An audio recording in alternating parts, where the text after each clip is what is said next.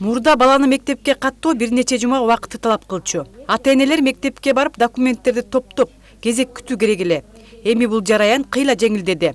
Бул үчүн түндүк тиркемесин ачып, мектепти тандап, арыз берүү жетиштүү.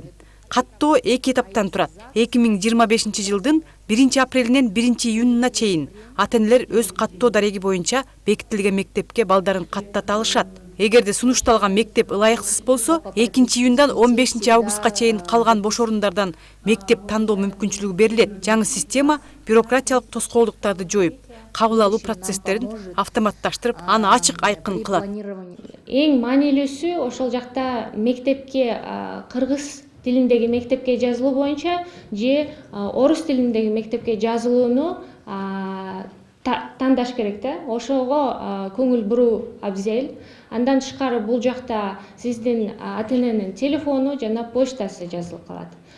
Аны тастыктап макулмун десеңиздер, мектепке жазылууну тандайсыздар. Жазылууну тандагандан кийин автоматтык түрдө жазылып калат.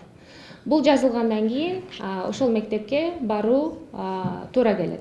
Андан кийин бул статус министерство билим берүү министрлигине кетет дагы, ал жактан иштер жүргүзүлөт. Түндүк аркылуу арыз берүү үчүн ата-эне тиркемеден баланын аты жөнүн тандап, окуу тилин жана байланыш маалыматтарын көрсөтүп, мектепке каттоо баракчасын, мектепке каттоо баскычын басышы керек. Андан соң система баланы автоматтык түрдө тиешелүү билим берүү мекемесине бекитет. Эмес кылып алдым деген ата-энелер дагы бар. Бирок алар эми ошо 2 июнду күтүш керек болуп калат. Башка класска, кыргыз классынын ордуна орус класска жазылып алдым. Туда-сюда дегендер бар болуп атат чын. Алар заявление менен 2 этапта киришет. Азыр система тесттик режимде иштеп жатат.